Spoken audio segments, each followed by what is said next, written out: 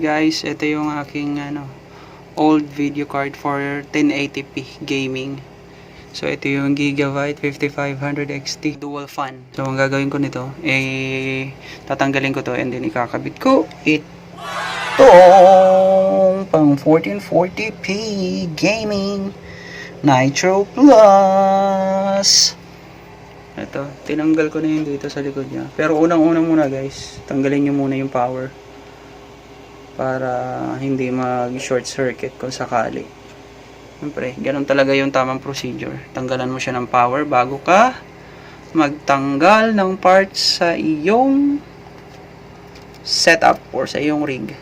So, tatanggalin ko na to guys. Ayan.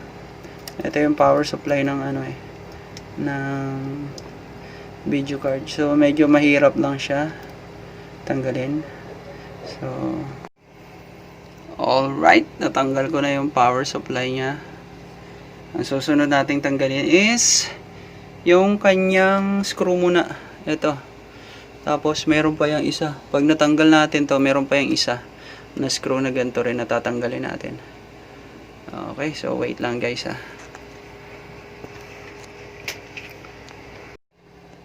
So ayan guys, natanggal ko na siya. Pagpasensyahan nyo na hindi ko napakita sa inyo at kailangan kong dalawang kamay para matanggal siya guys. At unfortunately wala tayong tagahawak ng cellphone para magkuha ng video. So kailangan mag-pause. So ito, natanggal ko na siya. So ikakabit natin ito ngayon, yung tri-fan ng Sapphire Nitro Plus. Ito yung dual fan ko. Papalitan natin ito pang 1440p gaming. So huwag nyo munang kalimutan guys, tanggalin yung plastic. Ito siya, may plastic siya, para siyang protective plastic. So kailangan huwag nyo kakalimutan na tanggalin to.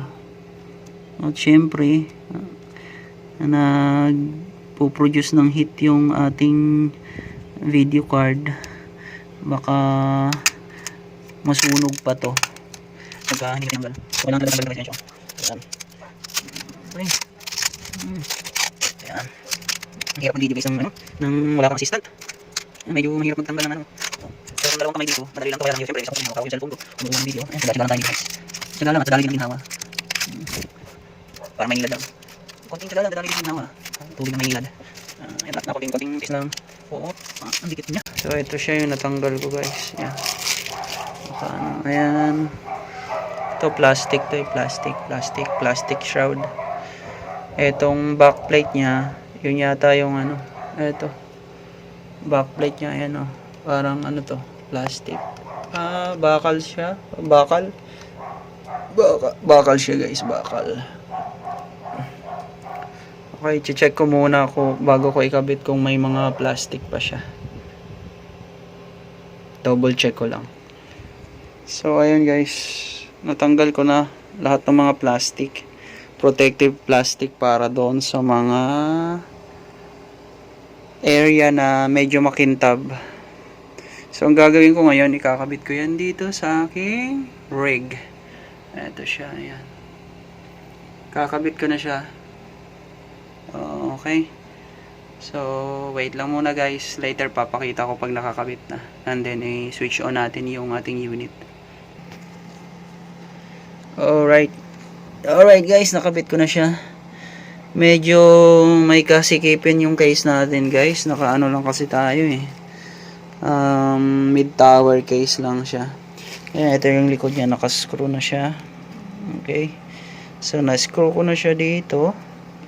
Ito na yung mga ports niya. Ito yung haba niya guys. So tingnan nyo, sagad na sagad doon sa case natin. Ayun, sobrang liit lang nung clearance niya. Yan. Yung clearance niya mula doon sa ating case fans. Yan. Sobrang liit na lang. Although may clearance pa naman. Medyo nahirapan akong ikabit siya guys kasi ang kipot ng case natin. Ayan. Sobrang na yung clearance niya.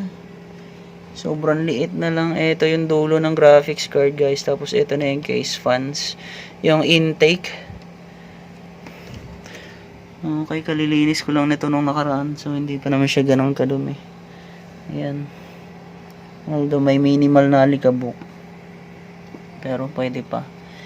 So kabit na natin yung dalawang 8-pin to power this GPU.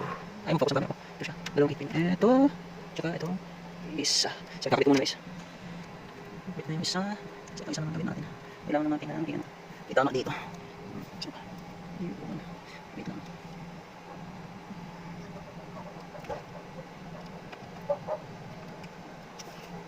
One eternity So, ayan, guys. later. Nakakabit na siya. So, binaba ko nga pala yung case kasi medyo nahirapan ako doon kanina sa taas. Ang hirap niyang ikabit, masyado kasi siyang mahaba. Ang haba ng graphics card niya. Kumpara natin tong luma kong graphics card. Kumpara natin yung haba niya. So, ito yung luma kong graphics card. Dual fan lang to guys. Ayan, dual fan lang siya. Kumpara natin dito sa tri-fan. Ayan, tignan nyo guys, oh. Yung haba niya, oh. Ayan. So, hanggang dito lang siya. Ayan. Tignan nyo yung diferensya ng haba niya. So, mula yan. Mula dito sa power cable hanggang dito na sa case fans. Yan yung diferensya niya. Ito yung isang graphics card, o, diba? Maiksi lang siya. Ito sobrang haba. Ayan. Yan, medyo nasagad talaga yung space.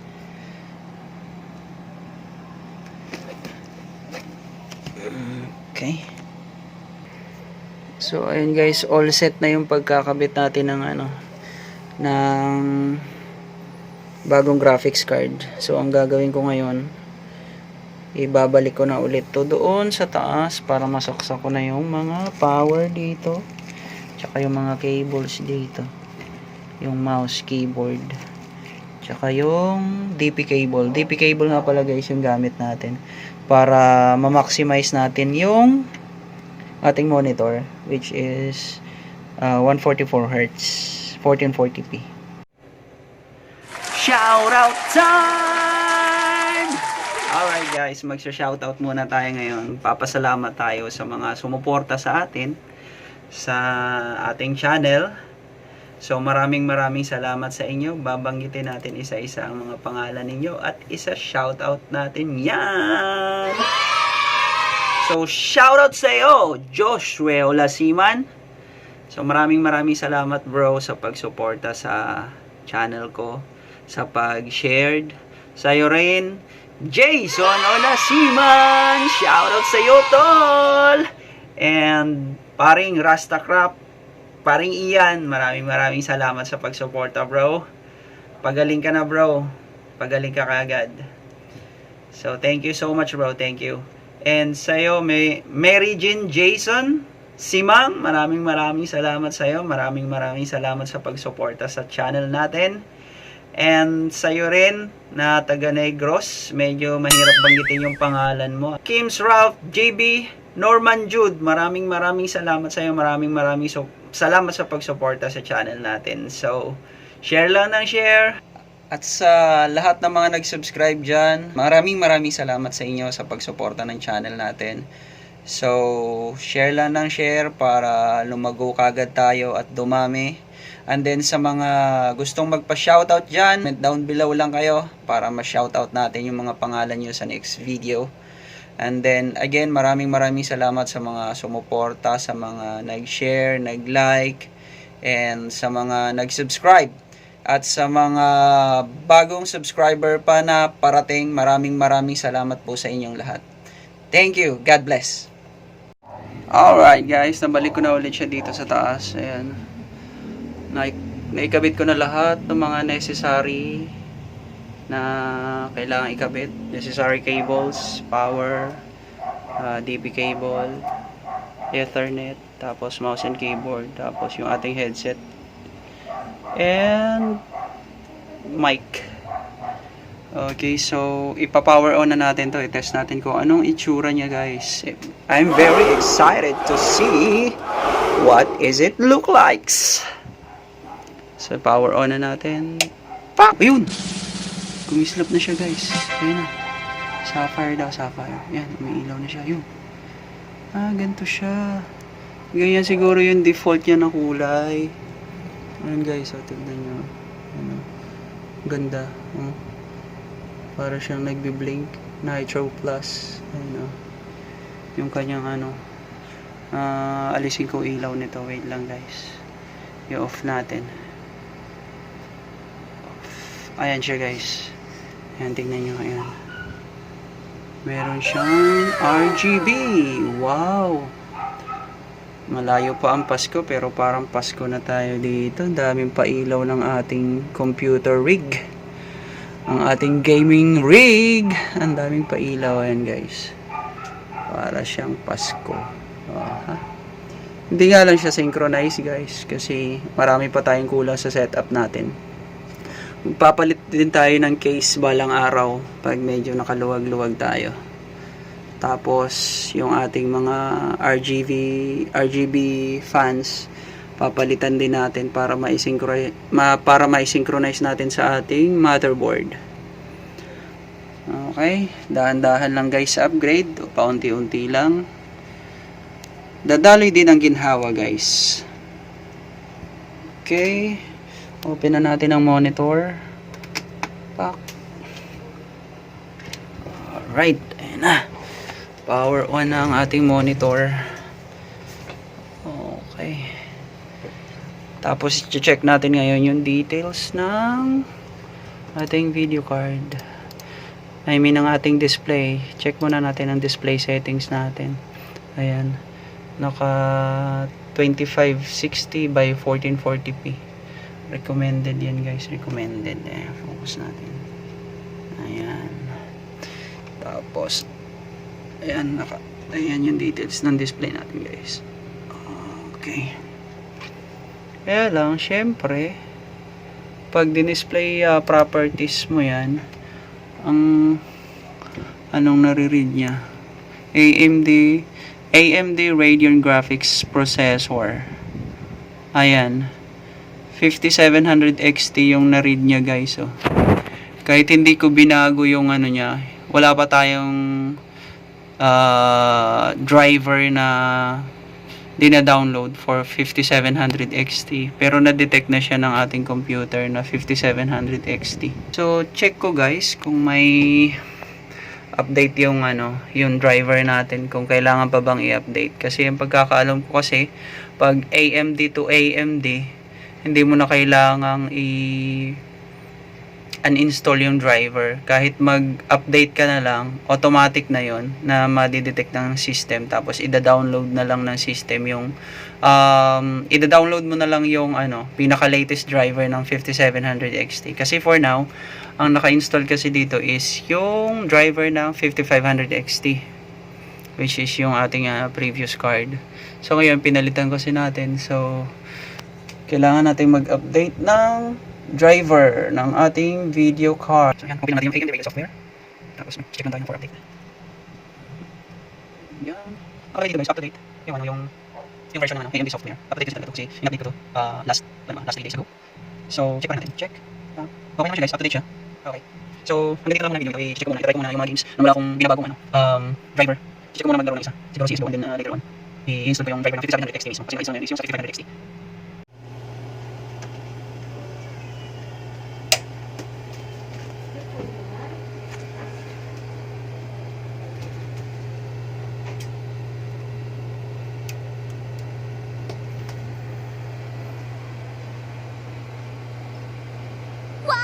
Congratulations!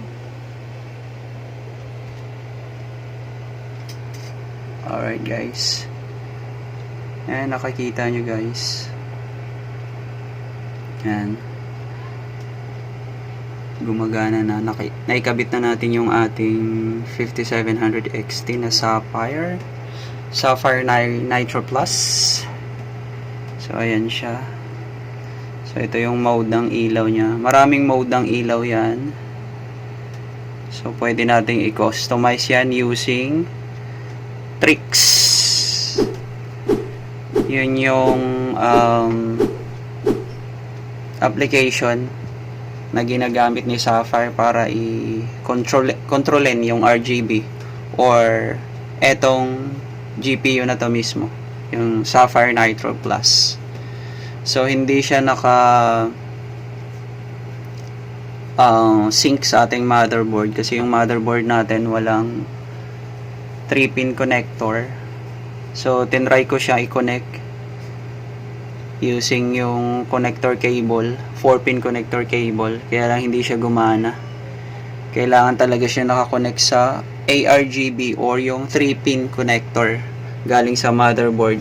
Unfortunately, yung motherboard natin wala siyang ganong connection. 4-pin lang RGB, hindi siya ARGB. So, hindi natin maisisync yung ilaw nitong graphics card sa motherboard. Kaya ang ginawa ko, dinownload ko na lang yung tricks na application para makontrol yung GPU na to at saka ma-check yung kanyang health status, yung fan status at saka kung ano-ano pa. Okay, so ayan siya guys. So ang pinili ko is yung mode ng ilaw niya is rainbow para kahit papaano mag-complement siya sa ating motherboard and etong ating RAM. Naka rainbow mode yan. Eto sync in tong RAM dito sa motherboard. Naka sync siya. So compatible siya.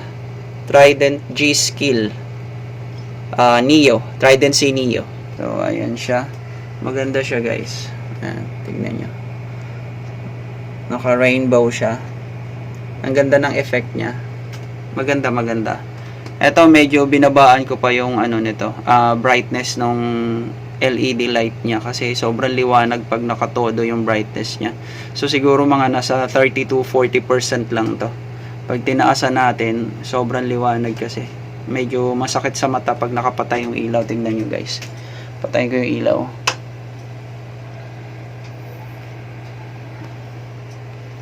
Ayan. Okay naman siya pag nakapatay yung ilaw. Maliwanag ang buhay, parang Meralco lang. Ayan. If you like this video, please help me grow my channel. Please like, share and subscribe, and pindutin mo na rin yung notification bell icon na yan para lagi kang updated sa mga upcoming videos ko.